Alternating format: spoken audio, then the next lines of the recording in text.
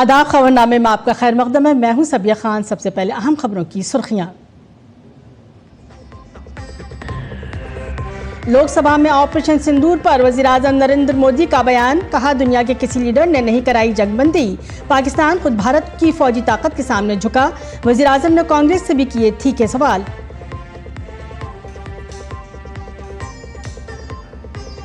आज राज्यसभा में वजीर खारजा doctor S Jaishankar operation Sindoor पर बहस को बढ़ाएंगे आगे।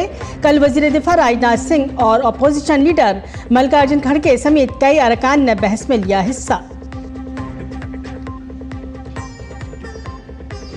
रूस के नजदीक जजीरानुमा कामचटका में 8.7 शिद्दत का जल्जला। मुतादिद अफराद के जख्मी होने की खबर। रूस, अमेरिका, जापान वगैरह के लिए सुनामी की वार्निंग।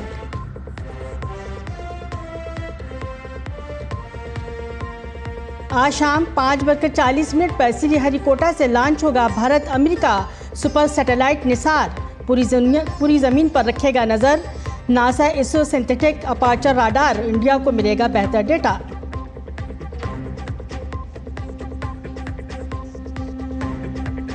और भारत के रवायती खेल खो खो को खेलों के कैलेंडर में मिली मंजूरी।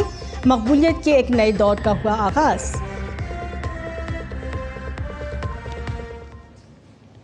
खबरें तफसील से। वज़ीर-ए-आज़म नरेंद्र मोदी ने लोकसभा में ऑपरेशन सिंदूर पर बहस में हिस्सा लिया। वज़ीर-ए-आज़म ने दहशतगर्दी के ठिकानों को मिनटों में तबाह करने पर भारतीय फ़ौज की तारीफ़ की। वज़ीर-ए-आज़म ने कहा कि भारत ने अपना अहदाफ 100% हासिल कर लिए हैं। पाकिस्तानी फ़ौज दहशतगर्दों को बचाने के लिए आई तो भारतीय फोर्सेस ने उन्हें भी शिकस्त दी। भारत के ज़ोरदार हमलों के बाद पाकिस्तान ने जंगबंदी की दरख्वास्त की। वज़ीर-ए-आज़म ने वाज़े अल्फाज में कहा कि दुनिया में किसी लीडर ने भारत को ऑपरेशन बंद करने के लिए नहीं कहा। 9 तारीख को रात को अमेरिका के उपराष्ट्रपति जी ने मुझसे बात करने का प्रयास किया। वो घंटे भर कोशिश कर रहे थे, लेकिन मेरी सेना के साथ मीटिंग चल रही थी, तो मैंने उनका फोन उठा नहीं पाया। बाद में मैंने उनको कॉल बैक किया। मैंने कहा कि आपका फोन था, 3-4 बार आपका फोन आ गया, क्या है? तो अमेरिका के उपराष्ट्रपति जी ने मुझे फोन पे बताया कि पाकिस्तान बहुत बड़ा हमला करने वाला है। ये उन्होंने मुझे बताया। मेरा जो जवाब था, जिनको समझ नहीं आता है उनको तो नहीं आएगा।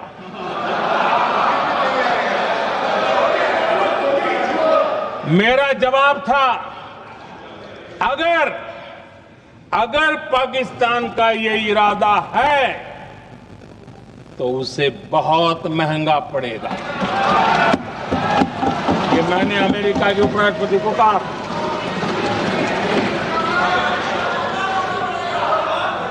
अगर पाकिस्तान हमला करेगा तो हम बड़ा हमला कर करके जवाब देंगे। ये मेरा जवाब था। और आगे मेरा एक वाक्य था, मैंने कहा था, हम गोली का जवाब गोले से देंगे। ये 9 तारीख रात की बात है। और 9 रात में और 10 सुबह हमने पाकिस्तान को सैन्य शक्ति को तहस नहस कर दिया था। और यही हमारा जवाब था, यही हमारा जज्बा था। वज़ीर-ए-आज़म ने कहा कि आज पाकिस्तान को भी पता चल गया है कि भारत का हर जवाब पहले से ज़्यादा मजबूत होता है। वज़ीर-ए-आज़म ने इस बात का इआदा किया कि अगर पाकिस्तान ने ज़रा भी हिम्मत की तो उसे मुंह तोड़ जवाब दिया जाएगा। वज़ीर-ए-आज़म ने ऑपरेशन सिंदूर से मुताल्लिक़ कांग्रेस के बयानात पर सवाल उठाया। आतंकवादी रो रहे हैं, आतंकवादियों के आका रो रहे हैं, और उनको रोते देखकर यहां भी कुछ लोग रो रहे हैं।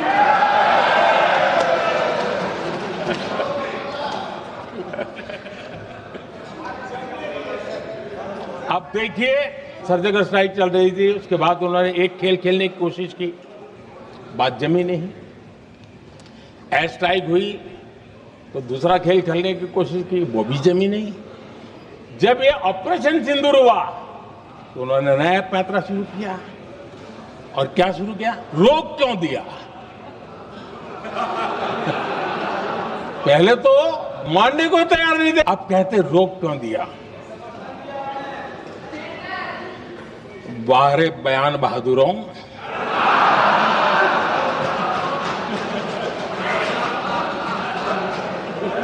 आपको विरोध का कोई न कोई बहाना चाहिए, और इसलिए सिर्फ मैं नहीं, पूरा देश आप पर हंस रहा है।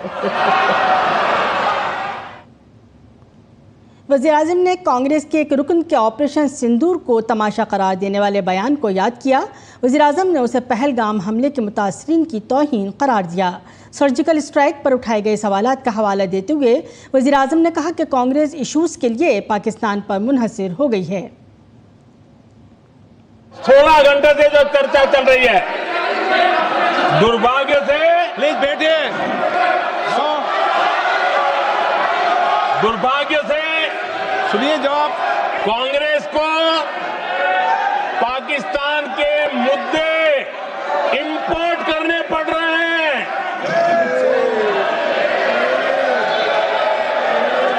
आदरणीय अध्यक्ष जी, आज के वॉरफेयर में इंफॉर्मेशन और नैरेटिव्स की प्लीज बैठिए। बहुत बड़ी भूमिका है।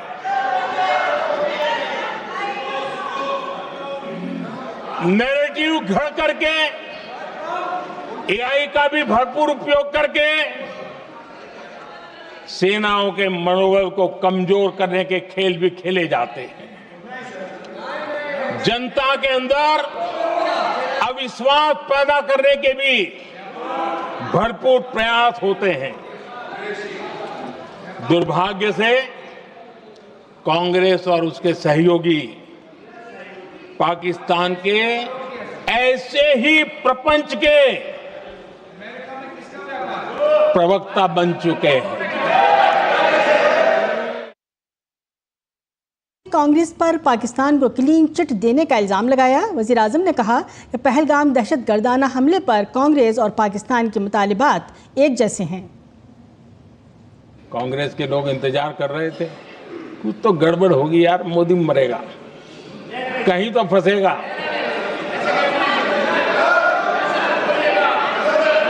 पाकिस्तान ने आदमपुर एयरबेस पर हमले का झूठ फैलाया, उस झूठ को बेचने की भरपूर कोशिश की, पूरी ताकत दी, लगा दी। मैं अगले ही दिन आदमपुर पहुंचा और खुद जाकर के उनके झूठ को मैंने बेनकाब कर दिया। तब जाकर के उनको अकल ठिकाने लगी कि अब ये झूठ चलने वाला नहीं है। आदरणीय अध्यक्ष जी, जो हमारे छोटे दलों के साथी हैं, जो राजनीति में नए हैं, उनको कभी शासन में रहने का अवसर नहीं मिला, उनसे कुछ बातें निकलती मैं समझ सकता। लेकिन कांग्रेस पार्टी ने इस देश में लंबे समय तक राज किया है, उसको शासन की व्यवस्थाओं का पूरा पता है, उन चीजों से वो निकले हुए लोग हैं, उनके लिए शासन व्यवस्था क्या होती इसकी समझ पूरी है, अनुभव है उनके पास। उसके बाद भी विदेश मंत्रालय तुरंत जवाब दे, उसको स्वीकारना नहीं।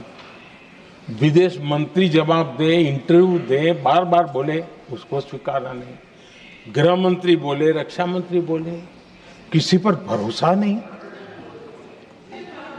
जिसने इतने सालों तक राज किया, उनको देश की व्यवस्थाओं पर अगर भरोसा नहीं है, तब शक उठता है कि क्या हालत हो गई है इनकी।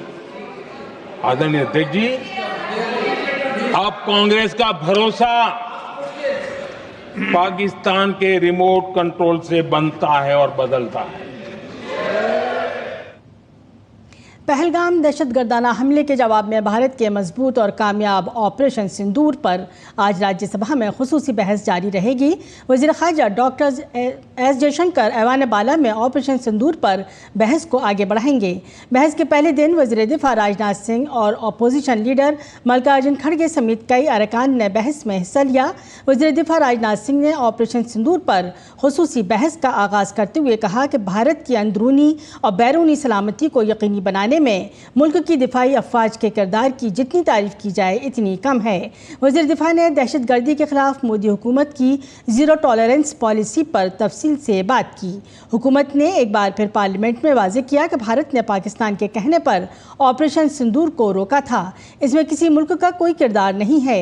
राजनाथ सिंह ने पहलगाम दहशतगर्दाना हमले में मुलव्वस 3 दहशतगर्दों को मारने पर फौज और सिक्योरिटी फोर्सेस की भी मुबारकबाद दी।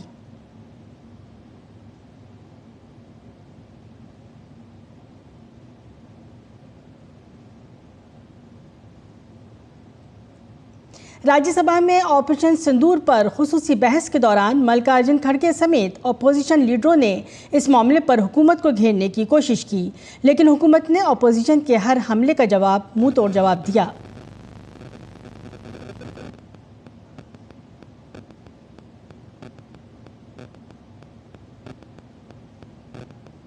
दिन से ही विपक्ष ने संसद का स्पेशल सेशन बुलाने की मांग की थी। आपने नकारा और आपने नकार कर ये कहा समय आने पर उसका उत्तर देंगे, और फिर बाद में आप लोग इस तरह से आज पेश हो रहे हैं कि जो कुछ हमने किया देरी से भी किया तो बहुत अच्छा किया, ये बोल रहे हैं। आज राज्यसभा के एजेंडे में दूसरे कामकाज के बारे में बात करते हुए carriage of goods by sea bill 2025 आज ऐवान बाला में गौर और मंजूरी के लिए फहरिस्त बंद है। 30 जुलाई को पेश किए गए इस बिल पर बहस को आगे बढ़ाया जाएगा। मरकजी वजीर सरबानंद सोनोवाल बिल पास करने की तजवीज़ दे सकते हैं। इसके अलावा ख़वातीन को इख्तियारात देने से मुताल्लिक़ पार्लिमानी कमेटी की रिपोर्ट राज्यसभा में पेश की जाएगी और अरकान वक्फ़े सवालात में अपने सवाल करेंगे। पार्लिमानी उमूर के वज़ीर किरण रिजिजू ने कहा कि कांग्रेस पाकिस्तान को हर मामले पर क्लीन चिट देती है और अपने बयानिए को फ़रोग़ देती है। पाकिस्तान में जो बात चलती है नैरेटिव, वो कांग्रेस यहाँ उसको आगे बढ़ाता है, और कांग्रेस जो यहाँ बोलता है उसको फिर पाकिस्तान इस्तेमाल करता है। तो कांग्रेस का नैरेटिव और पाकिस्तान में जो बोलता है उसमें तालमेल हुआ कि नहीं हुआ, यही बात को देश के लोगों को समझना है। पूर्व गृह मंत्री अगर पाकिस्तान को क्लीन चिट देने का कोशिश करता है और वो कांग्रेस पार्टी का वरिष्ठ सदस्य है, तो वो तो जाहिर सी बात है, सबका आपत्ति तो होगा ही। तो इसलिए इसकी जिम्मेदारी कांग्रेस पार्टी को पूरा लेना होगा कि कांग्रेस पार्टी ने पाकिस्तान को किस बात को लेकर के क्लीन चिट देने का काम किया है, वो कांग्रेस बताए। लोकसभा में ऑपरेशन सिंदूर पर बहस के दौरान वज़ीर आज़म मोदी ने जिस तरीके से ऐवान में ऑपरेशन सिंदूर से मुताल्लिक़ हक़ाइक़ को पेश किया, इससे बीजेपी के कौमी सदर जेपी नड्डा बेहद पुरजोश हैं। उन्होंने सोशल मीडिया प्लेटफॉर्म एक्स पर लिखा, ऑपरेशन सिंदूर पर बहस के दौरान लोकसभा में काबिल एहतराम वज़ीर आज़म नरेंद्र मोदी का दिया गया बयान कांग्रेस और अपोजिशन जमातों की तरफ से फैलाए जाने वाले कन्फ्यूजन के जाल को तोड़ता है। नीज़ पाकिस्तान और दहशतगर्दी के खिलाफ भारत के गैर अज़्म का अक्कास है। कांग्रेस और इसके इत्तेहादी भारतीय फ़ौज की तरफ से ऑपरेशन सिंदूर पर दिए गए हक़ाइक़ को झुटलाते हुए पाकिस्तान की ज़ुबान बोल रहे हैं। वज़ीर आज़म ने अपने खिताब के ज़रिए इन ताकतों को आईना दिखाया है जो मुल्क के सामने सिर्फ एक ख़ानदान की खुशनुदी की पॉलिसी को मकदम रखते हुए झूठ के ज़रिए अहले वतन को गुमराह करने की कोशिश करते हैं। ऑपरेशन सिंदूर के ज़रिए मोदी सरकार ने पाकिस्तान और दहशतगर्दों को वाज़ेह पैगाम दिया है कि अगर दहशतगर्द भारत भारत पर हमला करते हैं तो हमारी हुकूमत अपने तरीके से अपनी शराइत पर और अपनी ताकत पर मुंह तोड़ जवाब देगी। गुज़श्ता 11 बरसों में वज़ीर आज़म मोदी की दूरअंदेश क़यादत में भारत हर मैदान में आत्मनिर्भर और ताकतवर बन गया है। भारत ने सिक्योरिटी के शोबे में जदीद टेक्नोलॉजी के साथ नई जहतें कायम की हैं। मुल्क के हर शहरी की हिफाजत मोदी हुकूमत की अव्वलीन तरजीह है। हमारी हुकूमत दहशतगर्दी के मुकम्मल खात्मे के लिए पुरअज़्म है। बीजेपी रुकन पार्लियामेंट रविशंकर प्रसाद ने कहा कि वज़ीर आज़म मोदी की तकरीर तारीखी थी। उन्होंने दहशतगर्दी पर भारत के मौक़िफ़ को बहुत मौसर अंदाज में पेश किया। ये एक नया भारत है जो न झुकेगा न पीछे हटेगा, दहशतगर्दों को शिकस्त देगा। पहलगाम दहशतगर्दाना हमले में मारे गए प्रशांत सतपथी की अहलिया प्रियदर्शनी आचार्य ने ऑपरेशन महादेव के लिए वज़ीर आज़म नरेंद्र मोदी और भारतीय फ़ौज का शुक्रिया अदा किया है। उन्होंने कहा कि पहलगाम हमले के बाद ऑपरेशन सिंदूर शुरू हुआ और अब ऑपरेशन महादेव उन्होंने तीनों दहशतगर्दों की हलाकत को काबिल सताइश कदम करार दिया है। महादेव में तीनों आतंकी का निधन हुआ है, वो सुनकर अच्छा लगा। भारतीय सेना जो स्टेप लिए हैं बहुत अच्छा स्टेप लिए हैं, इसीलिए भारतीय सेना और हमारे प्रधानमंत्री जी को मैं बहुत बहुत धन्यवाद देना चाहती हूँ। पहलगाम दहशतगर्दाना हमले में मारे गए कोलकाता के समीर गुहा की अहलिया शिब्रू गुहा ने ऑपरेशन महादेव की कामयाबी पर सिक्योरिटी फोर्सेस को मुबारकबाद दी है। उनका कहना था कि दहशतगर्दाना हमले से लगने वाले जख्म कभी मुंतमिल नहीं हो सकते, अलबत्ता कुछ सुकून ज़रूर मिला है।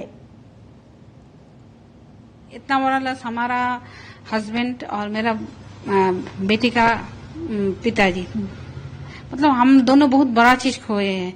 लेकिन सरकार ने जो टेररिस्ट को निकास किए हैं तो थोड़ा बहुत जख्म में तो पोलप लगाई है बोल सकते हैं। हमारा सेना और सीआरपीएफ और जम्मू एंड कश्मीर पुलिस को बहुत बधाई देंगे, क्योंकि उनका वो ये ऑपरेशन किए हैं करके इतना बड़ा सक्सेस मिला है और थोड़ा सा सुकून तो है ही। पहलगाम हमले में अपने वालिद को खोने वाले सावरी जगदाली ने ऑपरेशन महादेव पर कहा कि वो भारतीय फ़ौज और हुकूमत हिंद का शुक्रिया अदा करती हैं। उन्होंने कहा कि आज हम भी सुकून से सो सकेंगे। हम उम्मीद करते हैं कि ऐसा वाक़या दोबारा न हो। उन्होंने हुकूमत हिंद और भारतीय फ़ौज का तहे दिल से शुक्रिया अदा किया और कहा कि वो 26 लोग आज जहाँ भी हैं उनकी रूह को सुकून मिलेगा। मैं भारत सरकार और अपने इंडियन आर्मी से तहे दिल से शुक्रिया कहना चाहूँगी। आज उन 26 लोगों को शायद जहाँ भी होंगे उनकी आत्मा को शांति मिल जाएगी और हम लोग भी शायद जो फैमिलीज़ अभी तक ये वेट कर रहे थे कि इसका सबका कुछ रिज़ल्ट मिले, हमें उसका बदला लिया जाए, तो आज वो शायद बदला पूरा हो गया, तो हमें भी शायद आज नींद आएगी, चैन से हम लोग सो पाएंगे। वो 3 नीच लोगों को जिन्होंने वो टेररिस्ट ने हमारे पतियों को हमारे सामने मारा, उनका फोटो दिखाया ना तो फिर मैं रो पड़ी। थोड़ा तो इंसाफ मिला है कि उन लोगों को अपनी सरकार ने, अपनी आर्मी ने, स्पेशली अपनी आर्मी उस पर काम कर रही है, हमारी मिलिट्री उसके लिए दिन रात मेहनत कर रही है, तो उन्होंने उनको ढूंढा और उनको मारा। पहलगाम में मारे गए आदिल हुसैन शाह के अहले खाना ने ऑपरेशन महादेव में सिक्योरिटी फोर्सेस के 3 दहशतगर्दों की हलाकत के बाद भारतीय फ़ौज और हुकूमत को मुबारकबाद दी है। उनका कहना था कि आज हमारे भाई का इंतकाम मुकम्मल हो गया और हमें इंसाफ मिला है। हम बहुत फख्र करते हैं जिन्होंने हमारे भाई का बदला लिया और साथ में जितने भी लोग शहीद हो गए थे उन सबों का बदला लिया। हमें इंसाफ मिला है, हम बहुत खुश हैं कि उन लोगों की जान ली है जिन लोगों ने हमारे भैया की जान ली। पहलगाम दहशतगर्दाना हमले में मारे गए गुजरात के रिहायशी यतीश परमार की अहलिया काजल परमार ने ऑपरेशन महादेव में सिक्योरिटी फोर्सेस के हाथों 3 दहशतगर्दों की हलाकत पर खुशी का इजहार किया है। काजल परमार ने कहा कि फ़ौज ने जिस तरह पहलगाम में हमले में मुलव्वस दहशतगर्दों को हलाक किया है उससे मेरी तकलीफ थोड़ी कम हुई है। अभी दुख की तो कोई बात ही नहीं कर सकते, पर जे अपनी सेनाएं जो काम किया है कि आतंकवाद को ख़त्म किया है उससे मुझे थोड़ी शांति मिली है और आगे भी कोई आतंकवादी हो झट से झट खात्मा करे, नाम निशान मिटा दीजिए आतंकवाद का। देश में जगह जहाँ जहाँ आतंकवादी है वहाँ उसको खात्मा कर दीजिए। भारत अमेरिकी सुपर सैटेलाइट निसार आज हरिकोटा से लॉन्च किया जाएगा। इसरो और नासा दोनों एजेंसियों का मुश्तरका प्रोजेक्ट शाम 5:40 पर शुरू किया जाएगा। ज़मीन पर होने वाली तब्दीलियों की निगरानी के लिए इस मिशन को बहुत अहम समझा जाता है। निसार मिशन की ख़ास बात यह है कि ये हर 12 दिन बाद पूरी ज़मीनी सतह का हाई रेजोल्यूशन डेटा फराहम करेगा, वो भी दिन रात और हर मौसम में। इस मिशन का कुल बजट तकरीबन $1.5 बिलियन है और ये इसरो और नासा के एक दहाई पुराने ताउन का सबसे बड़ा नतीजा है। इस सैटेलाइट को भारत के GSLV F-16 रॉकेट के ज़रिए 743 किलोमीटर ऊंचे सूरज के मदार में नस्ब किया जाएगा। मध्य प्रदेश में चीतों की बका और तहफ़्फ़ुज़ के लिए किए गए काम के नतीजे में आज मध्य प्रदेश में बैनुल-अक़वामी सतह पर चीतों की सबसे ज़्यादा तादाद मौजूद है। ये न सिर्फ मध्य प्रदेश बल्कि भारत के लिए भी फ़ख्र की बात है। पेश है भोपाल से आदित्य श्रीवास्तव की यह रिपोर्ट। साल 2022 में हिंदुस्तान में चीतों की तादाद तकरीबन 3682 थी, जिसमें 785 चीते मध्य प्रदेश में पाए गए।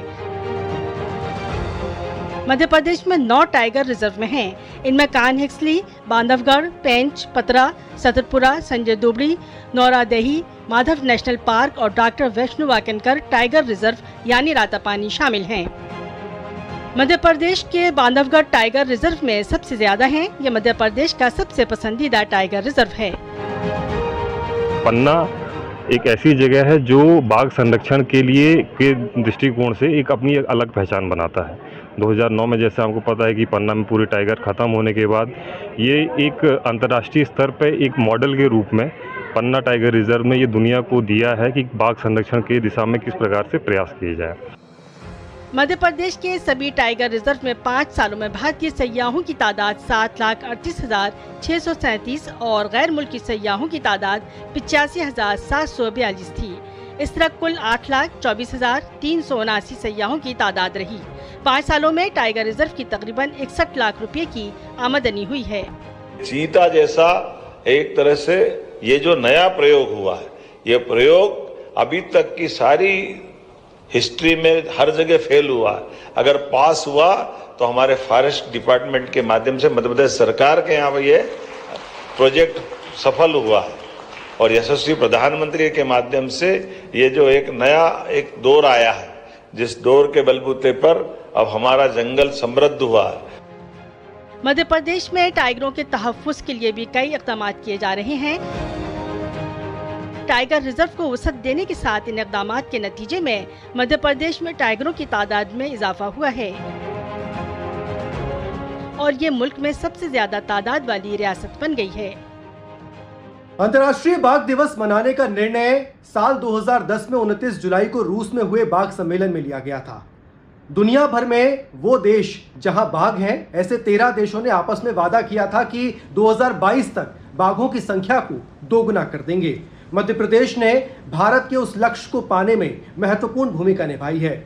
मध्य प्रदेश न सिर्फ बाघों के संरक्षण पर काम कर रहा है, बल्कि बाघों की संख्या बढ़े इस पर भी निरंतर फोकस कर रहा है। भोपाल से आदित्य श्रीवास्तव की रिपोर्ट। और नाज़रीन, अब पेश है दिल्ली से शाये होने वाले उर्दू अखबारात का मुख्तसर जायजा।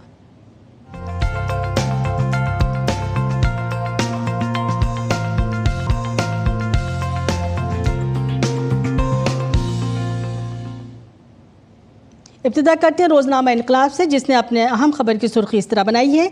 किसी भी आलमी लीडर ने जंग रोकने के लिए नहीं कहा, यह बात कही है वज़ीर आज़म नरेंद्र मोदी ने।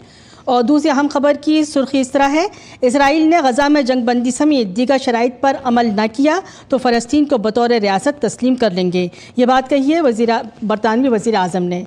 जायज़ा लेते हैं रोज़नामा सहारा का, जिसने अहम खबर की सुर्खी इस तरह बनाई है, अमित शाह का पहलगाम हमले के कसूरवारों को एनकाउंटर में मार गिराने का दावा। वहीं अहम खबर की दूसरी सुर्खी इस तरह है, न्यूयॉर्क में कसीरुल मंजिला इमारत में फायरिंग, पुलिस अफसर समेत 4 अफराद हलाक, हमलावर की खुदकुशी। इसी के साथ बढ़ेंगे बैनुल-अक़वामी खबरों की तरफ। रूस के साहिली इलाके में 8.0 शिद्दत का एक ज़बरदस्त ज़लज़ला आया है। अमेरिकी जियोलॉजिकल सर्वे के मुताबिक ये ज़लज़ला समंदर के नीचे आया, जिसके बाद सुनामी की वार्निंग जारी कर दी गई है। ज़लज़ले का मरकज़ रूस के जज़ीरानुमा कामचटका के मशरक़ी साहिल के नज़दीक बताया जाता है। भारतीय रवायती खेल खो खो ने all India power sports control board के सालाना खेलों के कैलेंडर में अपनी बाज़ाब्ता जगह बनाकर खेलों की दुनिया में एक और तारीखी कारनामा दर्ज किया है। ये फैसला मुंबई में मुनक़िदा बोर्ड की सालाना जनरल बॉडी मीटिंग में लिया गया, जहां खो खो को cricket, football, hockey, kabaddi, badminton और टेनिस जैसे दीगर 16 बड़े खेलों के बराबर जगह दी गई है। और अब पेश है मौसम का हाल।